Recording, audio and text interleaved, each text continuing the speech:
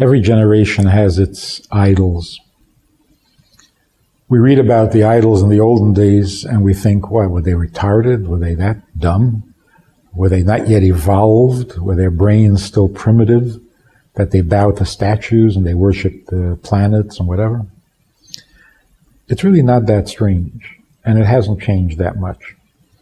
We worship things, and we put our trust in things that are going to disappoint us because they're false gods. So if you overvalue anything and make that the focus of your life, that's an idol, and it's going to disappoint you.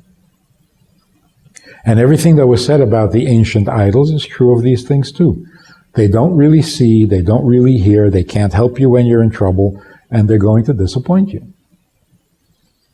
You don't necessarily have to refer to these things with divine names, and you don't have to bow to it physically or offer up sacrifices to it. But in a very real way, if you put your trust in something and invest your life in it, you are sacrificing. So for example, if there was an idol, if we could point to something that is in America, a modern day idol. America today worships a number of idols. One is love. Americans worship love.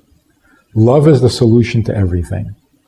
Love is the highest form of life. Love is the ultimate. It's an idol. And as with all idols, it will disappoint. It does not live up to its to what we're hoping. Love will keep us together, the old song goes. No, it won't. If love keeps you together, then no one should ever get divorced, because no one ever gets married without love. So if you loved each other, what happened? If love is supposed to keep you together. So you can say, well, they fell out of love. That means that love is not enough. It means that love is not the answer to all questions and all problems. What does it mean you fell out of love? Is if it's that flimsy, if it's that unreliable and unpredictable, you certainly can't base your life on it. So we do worship love. And we sacrifice for it. We sacrifice a lot in the name of love, in the pursuit of love. And it always disappoints. So we have to have a more realistic view of love. A more realistic view of love is that love is a gift that is appropriate when you're in a relationship with something valuable and important. If there's somebody important in your life, well, then you should love that person in response and in proportion commensurate to the importance. The more important something is, the more you should love it. The more appropriate love is. Love will not make the importance, will not create the importance, but it is the proper response, the proper emotion to that which is important. So, being an emotion may be the best emotion, maybe the preferred emotion, but it is an emotion. Emotion means a response to something. It is not the beginning, and it is not the end. It is a reaction to something. So if you find that something is valuable, you should love it.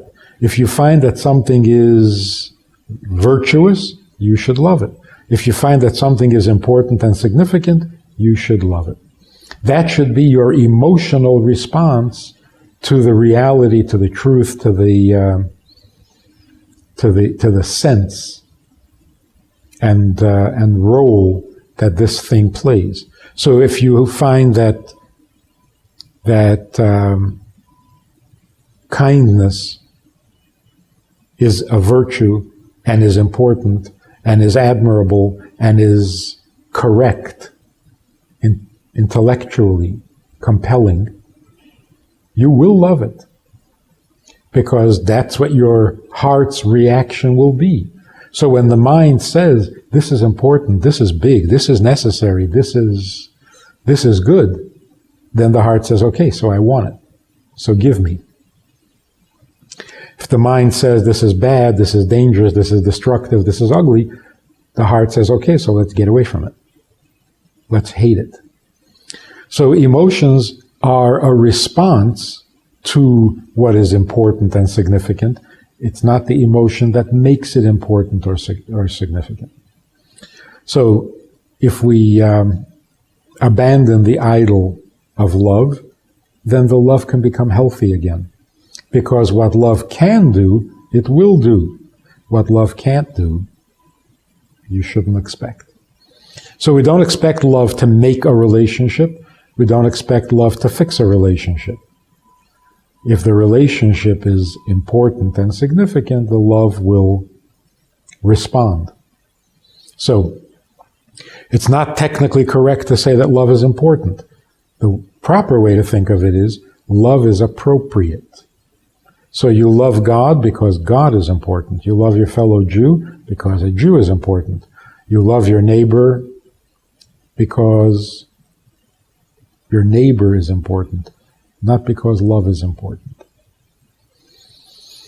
There's another idol that we have to disabuse ourselves of, and that is success.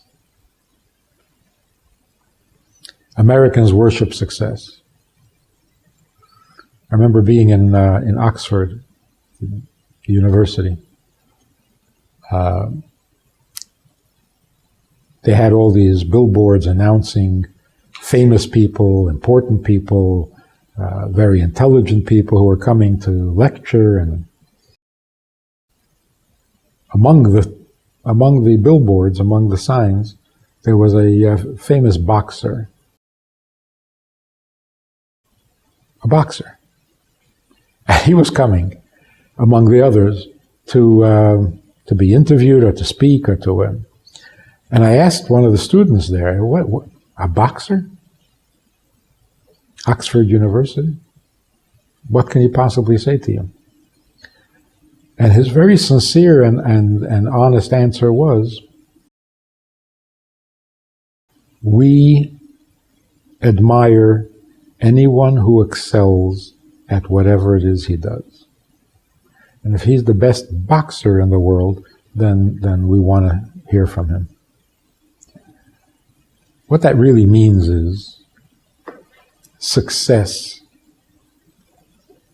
is its own justification. If you're really very good at something, no matter what it is, you are admired, because success is God. Actually, if you follow that logic, a guy who can steal $50 billion should be the hero of the century, because he is very good at what he does. Because he got caught, which ruins it. So he's not that good. That's what messed it up. But he certainly excels at what he does. And that, of course, is so immoral. Success is fleeting. It is unreliable. Like all idols, it will always disappoint. It is not as virtuous, as powerful, as divine as we believe it is. So that's another thing we have to disabuse ourselves of. Being successful doesn't prove anything. Being successful doesn't guarantee anything, because success comes and goes. In whatever field, in anything. So what then should be our devotion? Where should we put our energies? It's very sad when American children are told that they should be the best at what they do. They're really not told what they should do. because, everybody can decide for themselves. It's a free country. We don't have dogma. We don't have people telling us what to do. But everybody tells you, you better be the best. You better be better than everybody else in your class. You better be better than everybody else in your business. Because then you'll be admired. Then you will have made it. Then you are successful. Of course, the opposite is true. The important thing is to do the right thing. How good are you at it? That's very unimportant. If you're doing the right thing and you're trying sincerely to do the right thing, that's the best. That's as good as it gets. Should you be more successful than others, better at it than others? No, that's ugly. That has no virtue at all. That is a false god. And finally, there's a third god that we need to get rid of, and that is fame. To be famous. Everybody wants to be famous, even if it's only for 10 minutes. Fame or celebrity, it's an ugly thing. And I don't think we need to say much about that because most people already recognize and agree. Hollywood is not reality. Fame is not reality. And to pursue fame, we see what happens. Teenagers who become very famous, 10 years later, their life is ruined. They have no life. So these are the three things that could be enticing, could be attractive, but it's not what it's made out to be. And so we have to destroy the idols. I don't mean physically, but in our own minds, we have to destroy the idols and not allow it to even compete with things that are real and true and good.